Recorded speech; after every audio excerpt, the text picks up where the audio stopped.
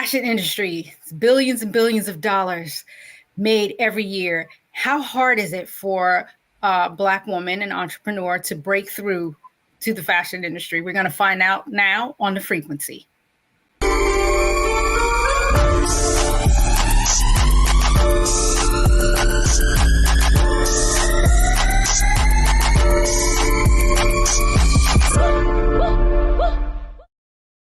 Welcome to another episode of The Frequency. I'm your host, Dee Barnes, and today we're talking about fashion. Now, we all know we love to purchase all kinds of items. There's all kinds of luxury items out there. There's smaller brands. But how hard is it for, entrepreneurs to break through? Because we know mostly that the industry, the fashion industry, is predominantly white. So it's really hard for, Black women, people of color, to break through and start their own line. Well, my guest today is doing just that. I'm bringing on Renee Wilson. Welcome to The Frequency. Hi, thank you for having me. Oh, absolutely. I'm so excited. Now, what I didn't mention was your brand, but I wanted you to introduce it first. But let's talk about how you decided to, start your own line. Sure. So I'm a self-taught designer. I taught myself how to sew when I was around 15, 16 years old, and just kind of been sewing intermittently, designing, sketching off and on over the past couple of years. Wow. It wasn't until I had kind of reached a plateau at my corporate job where I was just ready to go off on my own. I had gone as far as I could go, and I just kind of wanted to explore other things as far as entrepreneurship. And I was still, designing here and there, but nothing official. Mm-hmm. So it was kind of at that point, I was like, you know what, let me try to take this to the next level, and see how far I can go. So, and this was like around 4.5, 5 years ago. And that's when I kind of decided, okay, let me make this an LLC. Let me really, create a website and, put a line out and, get my social media going. And, wow. Okay. Wait, we got to go through all those steps. So okay. I'm serious because this is important information. So now the name of your line, you decided to call it? Yes, I called it Until B. Until B. Yes. So it's actually my daughter's name spelled backwards. Her name is Blythe. And she's actually one of the inspirations for my line. So that's why I decided to name it after her. Oh, wow. That is beautiful. So she inspired you to do this line. She did. She is. She's 10 now, but since she was a toddler, her sense of style, just her overall attitude, how she just kind of puts things together, just kind of always a sense of inspiration for me. So, now that she's getting older, she's able to kind of help me a bit more in the design sense as far as helping me pick out patterns and putting different patterns and different colors and things together. So she's pretty instrumental in helping me put a lot of my things out. This is so incredible. I did not know it was inspired by your daughter. So basically you both are building some generational wealth right now. That's the plan. You know what I mean? That is the plan. That is the plan. Now, tell me about your background, because I know that a lot of the pieces have an Afrocentric theme to them. Yes, they do. So for the most part, the majority of the line, well, the whole line more or less is all Ankara, African textured clothing. I'm Liberian. I wasn't born there, but my family was born there. Mm-hmm. So the main reason also why I decided to go with clothing that were more Ankara, African centered, was because growing up, I was always around, all of these different patterns, growing up in Liberian, but we only saw the patterns and we only wore the patterns either in like formal ceremonies or just, any kind of formal events. It was never something that I really got to see in everyday wear. Mm-hmm. So I wanted to really be able to design the clothes, but add a modern twist to it so that we could wear these patterns in everyday wear and not just reserve it for our formal ceremonies. Right. Okay. So you started this 4 years ago, you said.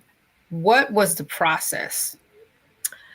Well, what was the beginning? Because, for example, your material, are you getting all the material? You're having it imported? So it's kind of half and half. So some of it, there's this one Ghanaian woman who I purchased a lot of my material from, based out of Newark, New Jersey. She does get her material from Ghana. I also have some family in Liberia that, as they're coming and going back and forth, they send me material as well, or I'll just, kind of request the material and, get it shipped over. And then also sometimes, depending on what kind of fabric I'm looking for, what kind of patterns, there's another person that I go to who's based out of Nigeria who will send me some fabric. So I kind of get it from, all over the West Africa. Right. I love it. Do you travel back home? I do not. Actually, I will be going there for the first time this February. All right. Coming up. I've tried to go multiple times, but every time I've tried to go, I was always thwarted by some sort of pandemic. First, it was Ebola. Ebola kept me out for a couple years. Wow, yeah, that's right. That was the first time I tried going. And then more recently, COVID. Yes. So now this is my third shot trying to go. Well, not trying. I'm going in February. That's right. I got my visa. I got my ticket. So I'm very excited. But yeah, are you bringing your daughter? No, not this trip. Since it's my first time, I'm I wanted to kind of go and experience it myself first. I mean, I'm going to be going with my my mom and my sisters. My uncle lives out there, and it's his 60th birthday. We're going to celebrate with him. But I figured, I'm going to go back again in the summer. And when I go back in the summer, then I'll bring my daughter, and I have a son as well. And, I'll bring them both with me. Right. So what is going to inspire you on this trip to is it about not just experiencing, your uncle's party, but I'm talking about is bringing it back to your fashion line. Do you sketch while you're on the road? Do you, do you design fabrics yourself?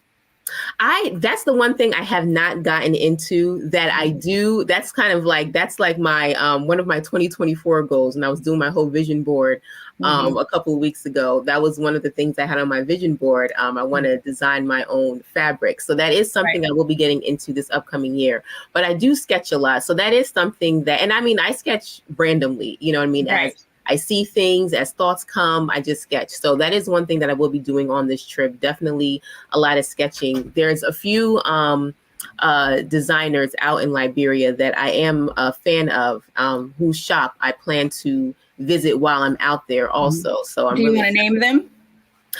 Yeah. So one of the main ones, Monsieur Couture. Monsieur Couture. Okay. Yeah, I love her line. It's very nice line. If you ever get a chance to take a look at her on Instagram, but she has a lot of great items. So I'm really looking forward to going to her shop. Actually, when I go out there, and I think I'll get some pieces myself, honestly. So right. See, I'm really want to get into the difference between African couture and American couture, the fashion, the differences, because the industry is so hard for a woman of color to break through. Yeah, you know what I mean. But it seems like in Africa, there's so many designers and there's so many lines out.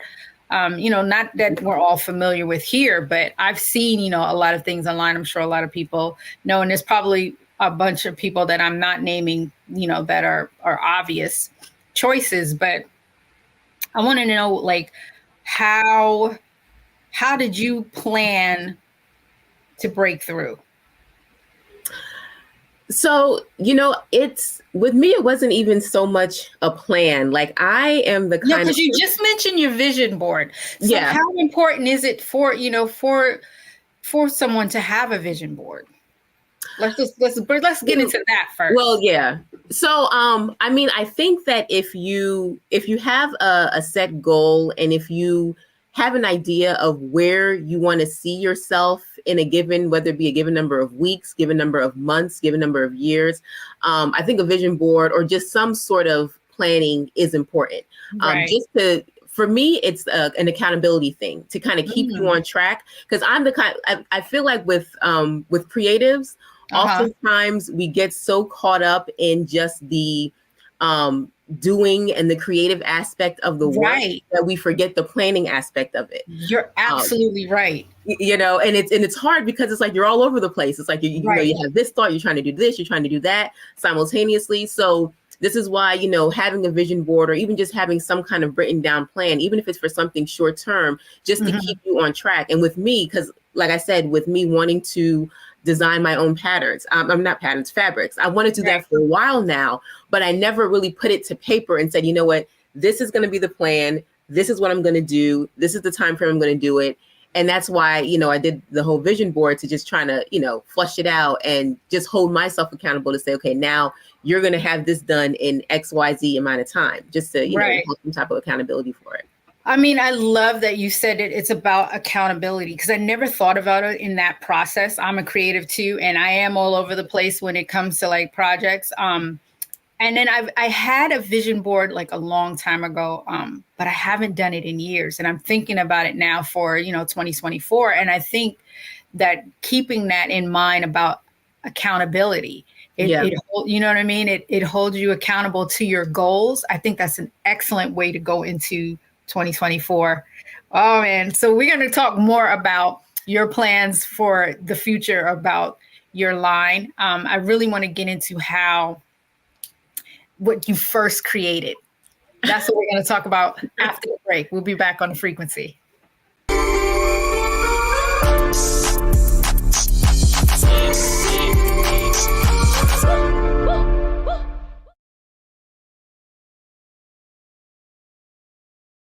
Black Star Network is here. Oh, no punch! I'm real revolutionary right now. Thank you for being the voice of Black America. All momentum we have now, we have to keep this going. The video looks phenomenal. See, there's a difference between Black Star Network and Black-owned media and something like CNN. You can't be Black-owned media and be scared. It's time to be smart. Bring your eyeballs home. You dig? Hatred on the streets, a horrific scene, a white nationalist rally that descended into deadly violence. White people are losing their damn minds. An angry pro-Trump mob storms the U.S. Capitol.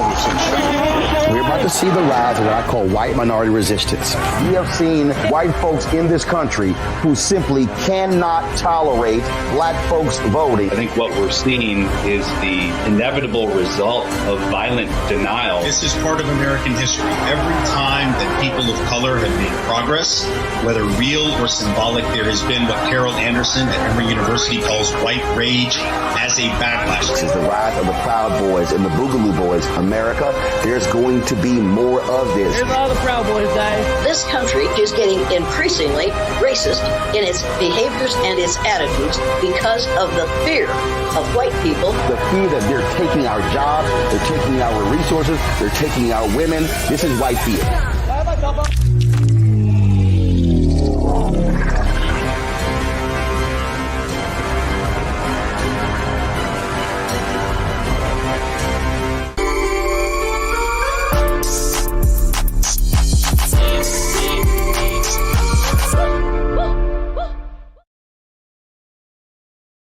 Back right here on The Frequency. I'm your host, Dee Barnes, and my guest, Renee Wilson, with her line, Atil B. We're talking about fashion, and I want to get into the creative process of it, because I'm so glad to have you on today just to talk about, you know, number one, congratulations on even starting your own line. I think that's incredible.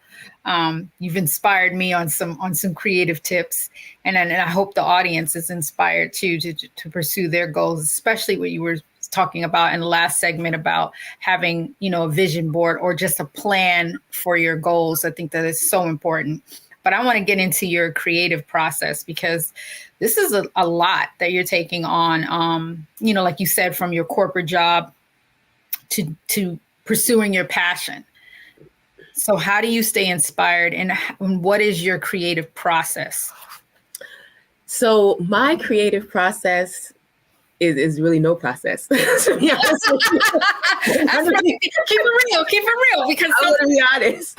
Yeah, because most creatives just like, it's just you get inspired and you just, go for it. It comes when it comes. I mean, I'll give you a case in point. So I do Fashion Week a lot. I do New York Fashion Week, Atlanta Fashion Week. I've done Philly Fashion Week. I've done Ankara Fest in LA, various different fashion weeks. And I always know about them well in advance. I know about them months in advance before I actually do them.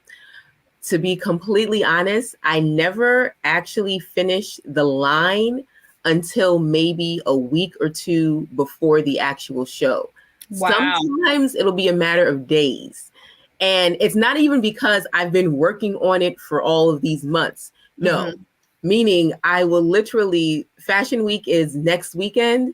And I would have started that week prior and then finished it like that Thursday or Friday. Wow. Because it's like when I can't, it's difficult for me to sew and sketch if I have no inspiration, if I don't know what I'm going to sew.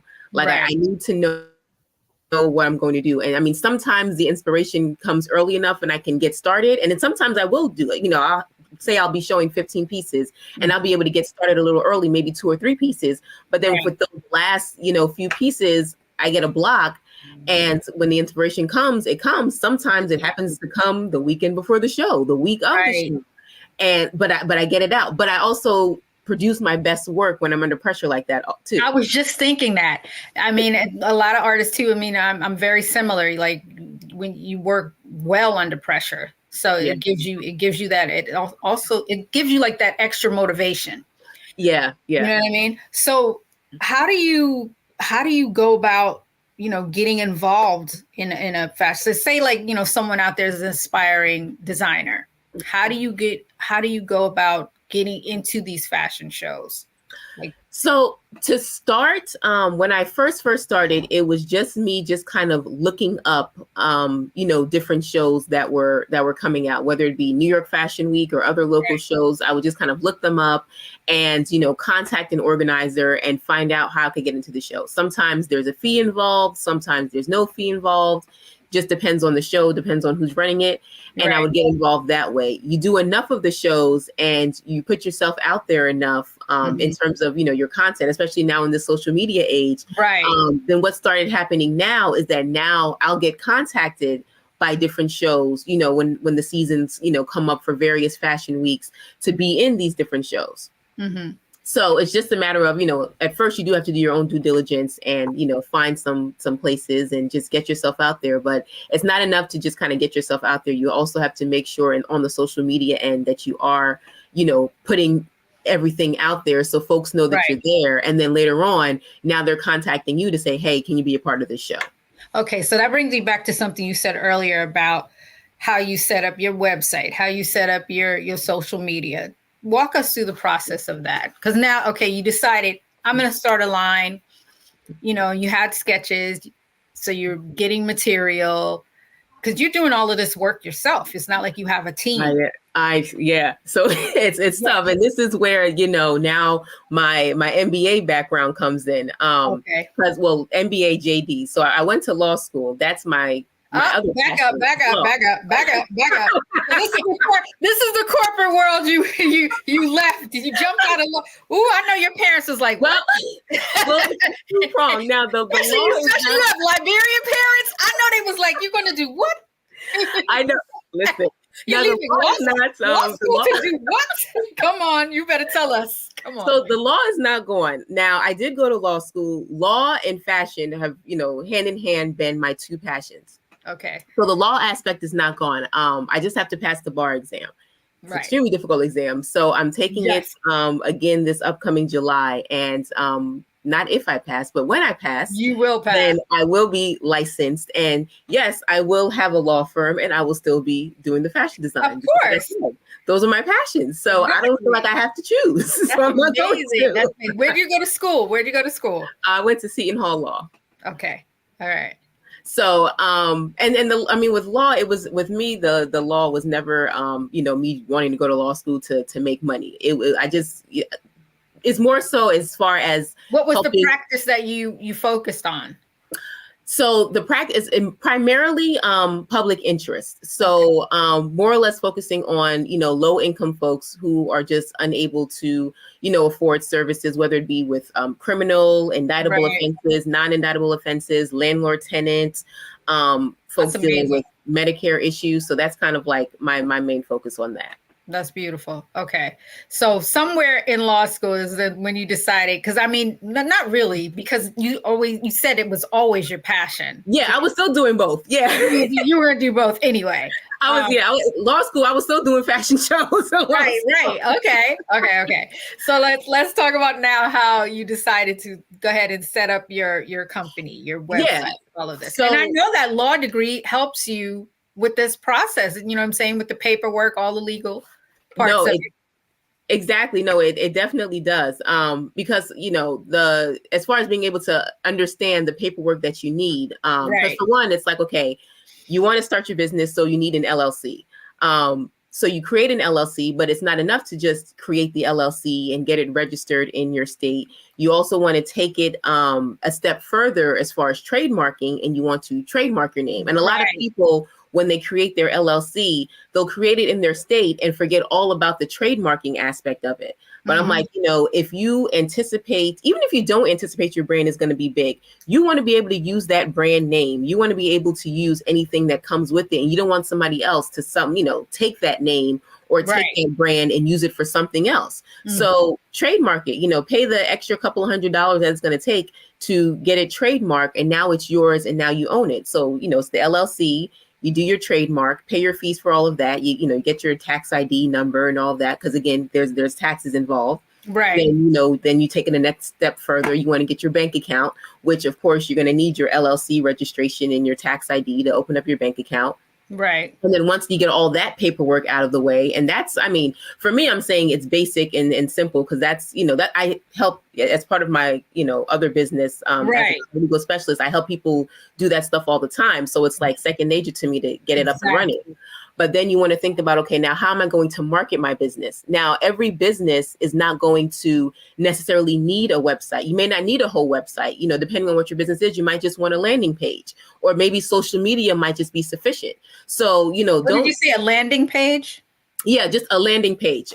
So instead of having a whole website where it's like, there's the contact me and there's an about me and there's like a full out, page to purchase things on, you can just have a landing page that just has your business name, your contact information, and a link to your social media. And that's it. So it can be just that simple. Or like I said, depending on your business, you may not even need a website. It's like, don't spend unnecessary money if you don't need it. Don't just say, oh, I'm going to get a website because it's good to have. You don't necessarily need one if you don't, depending on your business. Social media may be sufficient, Instagram or Twitter or X, whatever they call it now. Exactly. Or Facebook, those may be sufficient. With me, I felt that the website, because I'm selling clothing, yes, I definitely needed the website because I needed that marketplace aspect. But then at the same time, I also have, Facebook and Instagram, since they're all connected now. So I can advertise and also sell on Instagram, and, it's on the Facebook marketplace as well. So with me, all three of those aspects worked out well. And then, the website I created myself on Wix because, it was quick and simple. I'm a fashion designer, so I didn't need like this whole huge, interface or something. I just needed something simple, something nice, something presentable, something that wasn't too busy, shows the clothes, shows the prices, here's the cart, go and purchase, Right. That's perfect. It's so hard for, entrepreneurs in general. And then when Black women are in business, the process can be, difficult. How did you keep yourself motivated? The people that I surround myself with, I have this one of my girlfriends who is a serial entrepreneur. She labels herself as, and she really is a serial entrepreneur. I love that. She is actually one of the main people, I would say, that I kind of look to for inspiration, because she does a lot and she does a lot well. And it's not even just her, but I have a lot of other similar friends and, some of my sorority sisters that are kind of like in the same vein that are just like doing a lot of positive things. Right. And I just see what they're doing and I talk to them about it often. And that keeps me motivated. So, I cut out a lot of friendships and family that was just kind of holding me back, and just kind of stay in contact with people that are on the same path as I am. Right. And once I did that, that is like the driving force, honestly, behind my motivation. See, that's perfect. So just to reiterate, so people out there, like they're starting a business, just surround yourself with people that inspire you, and, get rid of the distractions, basically. Yes. Get rid of the distractions. Okay. Listen, we're going to take a quick break. When we come back, we're going to talk more about how you're getting your line off the ground and running. Back on the frequency.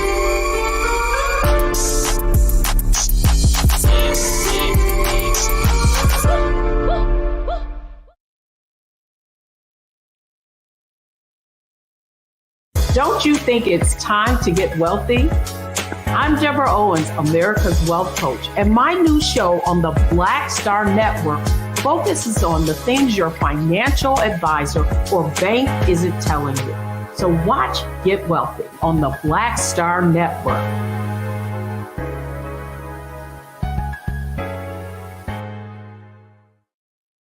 Black Star Network is here. Oh, no punch! I'm real revolutionary right now. Thank you for being the voice of Black America. All momentum we have now, we have to keep this going. The video looks phenomenal. See, there's a difference between Black Star Network and Black-owned media and something like CNN. You can't be Black-owned media and be scared. It's time to be smart. Bring your eyeballs home. You dig? When you talk about blackness and what happens in Black culture, we're about covering these things that matter to us, speaking to our issues and concerns. This is a genuine people-powered movement. There's a lot of stuff that we're not getting. You get it, and you spread the word. We wish to plead our own cause.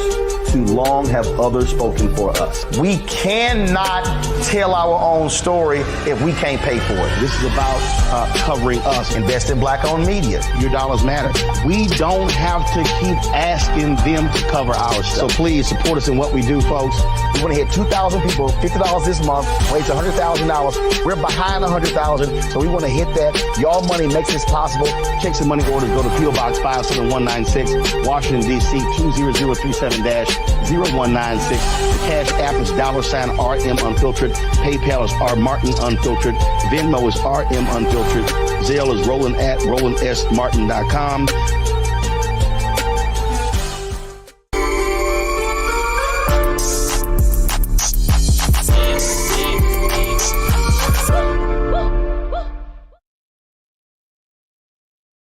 Back right here in the frequency. I'm your host, Dee Barnes, and my guest, Renee Wilson. We're talking about her line, Attell B, her fashion line, Attell B. Renee, join us, please. We left off in the last segment talking about what was motivating you and how you surround yourself with your sisters, but you mentioned sorority sisters. So tell me about this. Tell me where'd you pledge, and what college did you go to? I have to know, because I didn't have that HBCU, kind of background where I got to go to school and pledge with a lot of sorority sisters, but I know so many. I'm surrounded by them, and I love that. I feel a part of it, even though I'm on the outside. So tell me about it. It's never too late to join. We got a lot of grad chapters. Yeah, no, we have grad chapters. So listen. Okay, that's might be something I might. Hey, no, I am. I'm a member of Zeta Phi Beta Sorority Incorporated. Okay. So I've been a Zeta for 18 years now, and I became a Zeta at Rutgers University, New Brunswick. Ooh, Rutgers! Oh my God, I almost went to Rutgers. I applied to Rutgers. Really? Yeah, because I grew up on the East Coast. Yeah. Oh my God, how was it there? It was great. I liked it, honestly. I would not trade that experience for anything. And you didn't study fashion in any of these schools? I did not. Because I always knew that I was going to be a lawyer. That was I knew that was going to happen. So, which is ironic, because I thought about law too, and I wanted to focus on entertainment law. Oh, okay. Yeah. But I didn't pursue it. I jumped right into the entertainment part. I dove right in. You know what I mean? Woo, the water was good. But go ahead, tell me. Yeah, no. So I majored in English because I knew going into law school, I was with some of the my teachers and professors.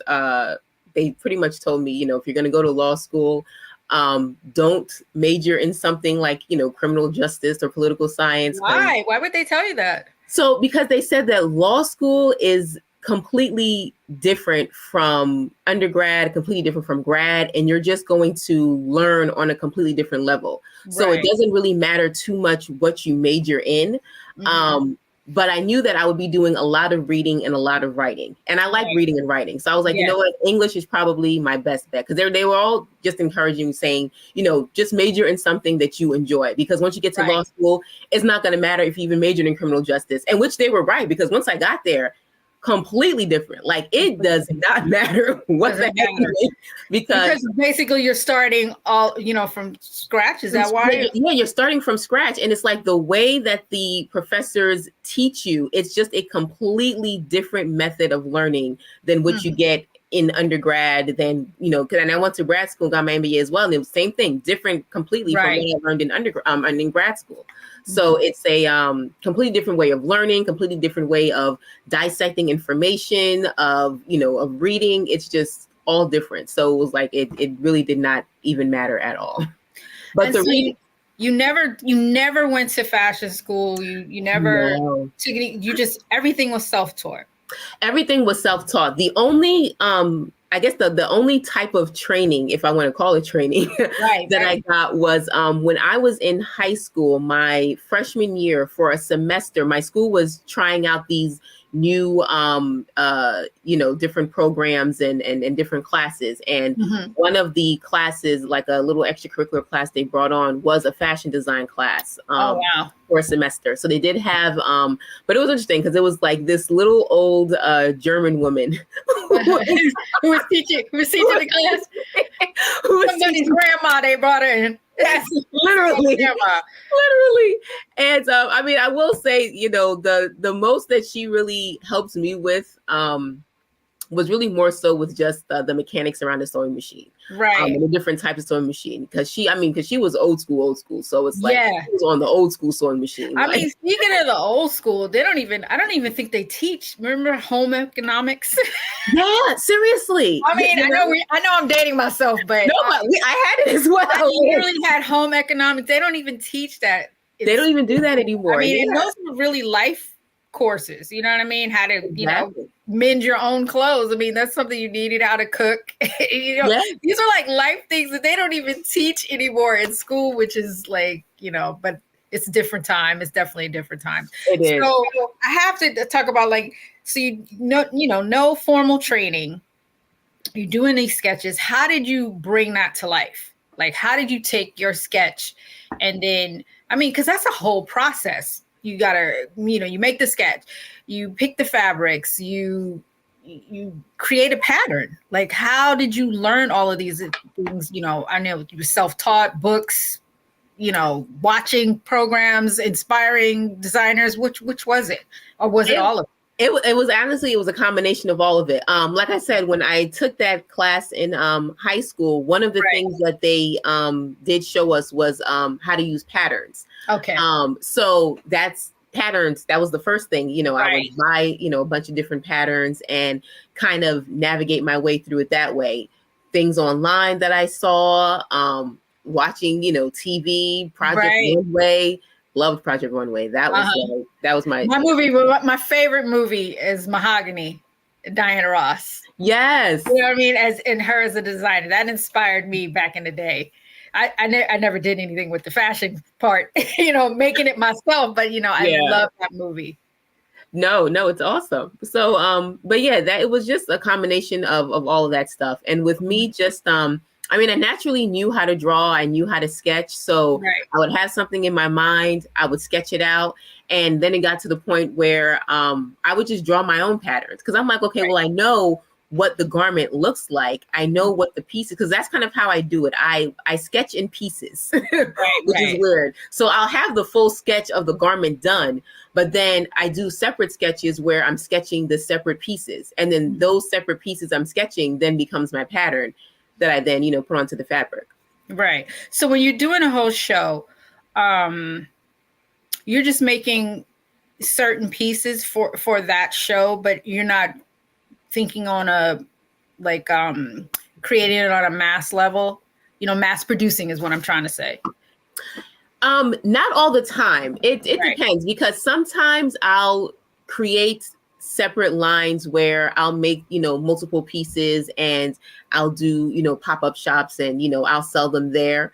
And then sometimes if I'm doing a show, and it really just depends on the pieces that are in the show, because some shows are a bit more specific than others, in terms of what they're looking for. So if it's one of those shows where it's like, for instance, I did one show where it was like Afrofuturism, was the theme. So it's like the stuff that I did for that. I mean, that's not stuff that I would produce on a mass level, because it was just like a whole bunch of off the wall, crazy stuff.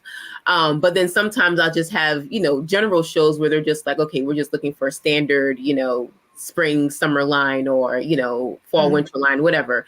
Then, depending on those garments, then I'll make more items of those, and then kind of, do those and sell them at, pop-up shops that I may host, or different events that I may vend at. Right. So what are some of the challenges you've faced, in this process? Because I'm going back to thinking about the fashion industry as a whole, and just all of the hurdles that, African Americans have to jump over just to be in that space. So I'm thinking like from the models and how they have to fight, racism, colorism, getting hired, how do you pick your models?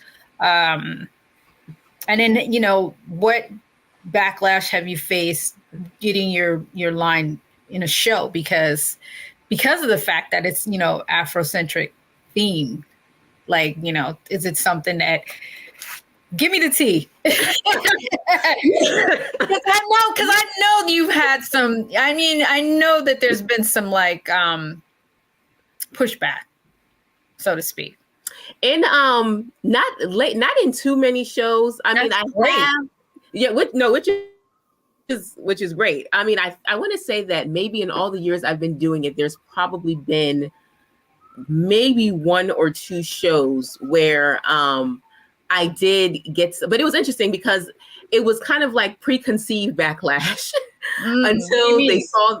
And so, because knowing that I was an Afrocentric, type of designer, and I was the only one of my kind in that particular show. And I mean, I had my stuff online, and I had my social media. Whether or not they paid attention or saw it, I don't know. Right. But I think it was just that preconceived notion of, okay, she's this Afrocentric designer, and it's kind of like going back to when I was younger, and I would tell people I was African or Liberian, and the automatic thought of, my family, they live in huts and we walk around naked all day and ride zebras.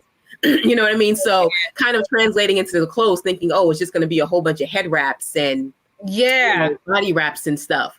And then I say preconceived because then that preconceived notion would kind of determine how they would decide to place me in the lineup. Wow. You know what I mean? Wow. So it's like, normally like to say the best designers will go toward the end. Right. But then they would try to, at least in one of the shows, try to put me as one of like the first two or three. Right. And I'm like, what the heck? So, I mean, it was what it was, but it wasn't until, like I said, preconceived, because then, I had I think I may have been like maybe the second designer that ended up going, but, it was very, very well received by the audience. And, even the organizers themselves were surprised because, again, they just are, assuming, they're not, looking at the background, looking at the website, looking at the clothes to see what I was going to actually produce. But like I said, there was only one or two instances where that happened. Normally, actually, I get and a lot of the times I am one of the only designers of my kind in a lot of these shows. And I think the fact that you mean Black designer, or do you mean a designer with the well, sometimes both. Okay. Sometimes both. Not all the time, depending on where I am, but normally if it's if there's other Black designers, and lately there have been a lot of other Black designers, I'll be one of the only ones, if not the only one. 9 times out of 10, I'm the only one that has like the Afro, centric inspired clothing. But then, I add the twist on it because I have the, Ankara clothes, but a lot of times I'll pair it with things. What did you call it? Ankara. What is Ankara? So Ankara is the actual name of like the type of fabric. So it's, people will normally refer to it as, African fabric, but it's Ankara. So, a lot of times I'll pair it with, denim, or I'll pair it with like a houndstooth or like a camo print or something. Wow. Yeah. I sometimes like to just kind of, pair it with different, more modern fabrics. But and I think just kind of adding that twist, because again, when people think African, inspired clothing, they're just thinking about the traditional, African clothes. So I try to add, that modern twist to it, and then it ends up, being a nice surprise to the audience and the organizers. I love it. Okay, we're gonna take a quick break. When we come back, I want to talk about what your goal is for your brand, and how would you describe your brand? Like, what is your theme? What is the essence of your brand? We'll be back on The Frequency.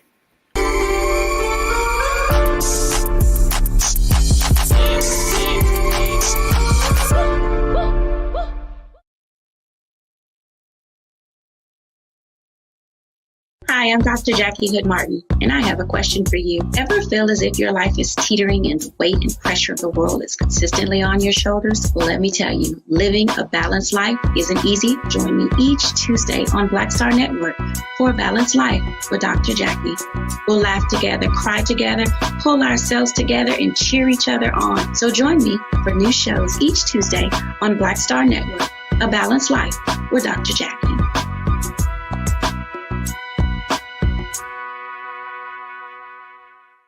When you talk about Blackness and what happens in Black culture, we're about covering these things that matter to us, speaking to our issues and concerns. This is a genuine people-powered movement. There's a lot of stuff that we're not getting. You get it, and you spread the word. We wish to plead our own cause. Too long have others spoken for us. We cannot tell our own story if we can't pay for it. This is about covering us. Invest in Black-owned media. Your dollars matter. We don't have to keep asking them to cover our stuff. So please support us in what we do, folks. We want to hit 2,000 people, $50 this month, raise $100,000. We're behind 100,000, so we want to hit that. Y'all money makes this possible. Checks and money orders go to P.O. Box 57196, Washington, D.C. 20037-0196. The Cash App is $RM Unfiltered. PayPal is R Martin Unfiltered. Venmo is RM Unfiltered. Zelle is Roland at RolandSMartin.com.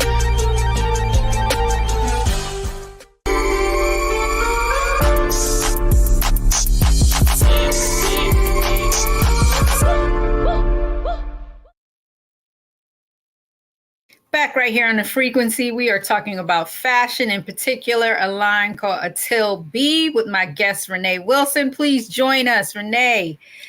Woo, man, this is so inspiring. Everything you've been telling me, like, I'm just like loving your whole process. The fact that, you had this concept and you took it from, the page to like out into the real world. I'm loving it. And I'm learning some things. So I hope the audience is too. How would you describe your brand? Like, what do you want people to know about Until B? So I want them to know that it really is a very versatile brand. The fact that it's, African centered or, Ankara inspired, shouldn't limit people to think that it's just for Black men, just for Black women. Like, It really can be worn by any and everyone, and it has been worn. Yeah, global. It's I want people to really think of it as a global type of brand. Can be worn by anyone. Like it's very versatile. It's very fun. It's inclusive. Right. There's a lot of innovation and creativity within the brand, within the designs. And then it still has that sense of, my cultural identity to it. I love it. Yeah, I'm looking at some of the pieces now. Okay, so people, how do you backstock? You're like, or do people order like special order? Like when someone places the order, then you make the piece, or do you have other pieces in stock?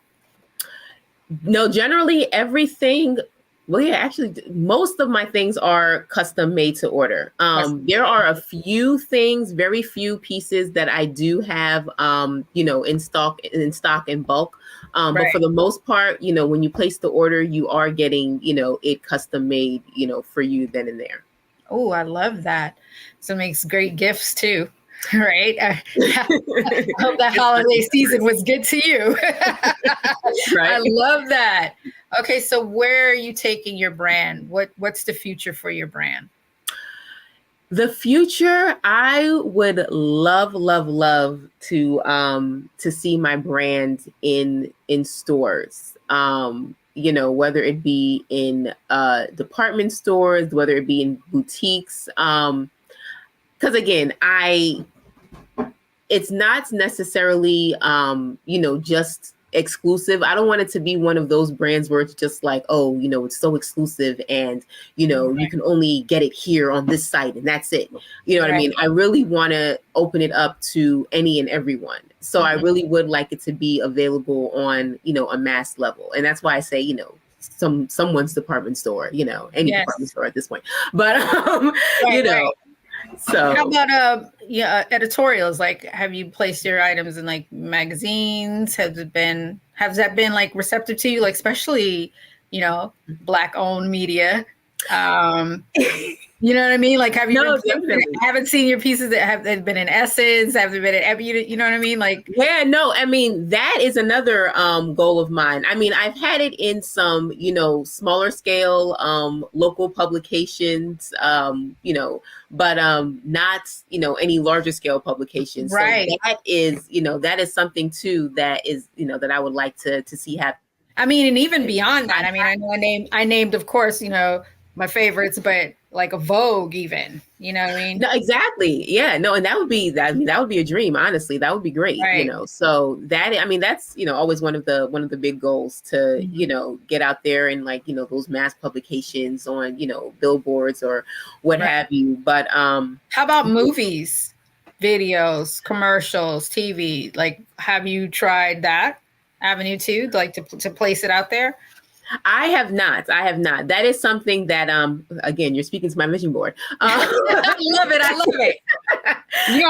Mine. I mean, you've inspired me to really seriously take that into consideration because it helps. But no, it definitely helps. But no, that was something else that I did have on my vision board. Because this year and going forward, my overall intent was to just be a lot more intentional of what I would be participating in, what I would be putting out, and how I would drive my brand. And that was actually one of the things, just kind of being more purposeful in terms of seeking out ways that I can get my garments on different shows or movies or in the hands of certain stylists, because with a lot of these things it's really comes down to who exactly. I'm just thinking about the stylist part because they could be shown on some red carpet somewhere, exactly, be wearing it, you know what I mean, and that would just like open the door to you too.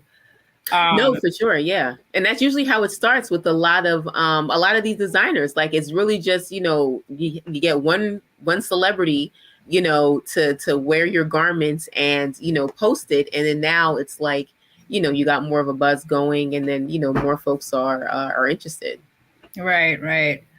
So with all of that being said, and your brand, what are your goals for 2024? I know we just touched on a little bit, but what would where would you like to see it in 2024? In 2024, I would like to kind of see my brand as far as an overall for this year, a lot further now, having it have, I guess, more traction now than it did this past year. So, I mean, a lot of that comes with, me actively putting out more designs. Because I know it, that's one thing that I did not do enough of this year. So this upcoming year, putting out more designs and just promoting myself more. Because I know that's another thing because the whole point of my vision board was to look at what I have been lacking in and look at where I faltered, look at what my strengths were, look at what SWOT analysis, go back to my MBA, right? I just literally looked at my whole SWOT analysis as it relates to my brand. And that's kind of what I focus my vision board on. So 2024, I see myself turning all of those threats into opportunities, turning all of those weaknesses into strengths. I love that. I was going to ask you what advice would you give to inspiring designers, but that right there says it all. You know what I mean? I'm excited for you. And I would love to wear some of your pieces. No doubt. I would love to wear some of your pieces. You know what I mean? Especially if I'm going somewhere. I would be so honored to wear something of yours, just to have it out there. You know what I mean? Because I love all of your things. And I think you're absolutely right. It is something that can be global, and you can pair it with other things. It doesn't necessarily have to be the full, ensemble. So I'm definitely interested in that. And I hope that, your brand does, there it is. Some of the pieces I'm looking at right now. It's amazing. I'm hoping that it does go to that next level for you in 2024, because it's amazing. You know what I mean? And I love the fact that you took your creative passion and really cemented it and made it, come to life. You know what I mean? That's inspiring. That's that Black girl magic right there. It's really, really inspiring. You know what I mean? Thank you. No, thank you.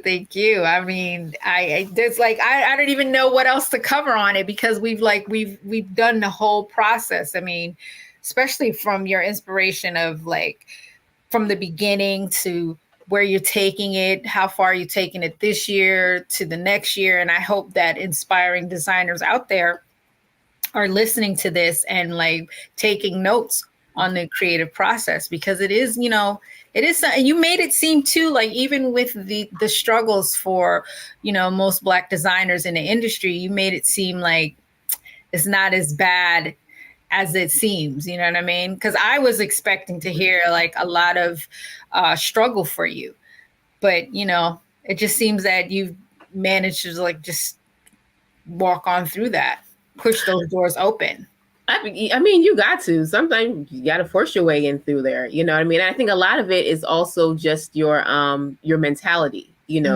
That's true. What some people may perceive as a struggle, with me, I see it as an opportunity. Wow. And I find a way to capitalize on it. So I love that.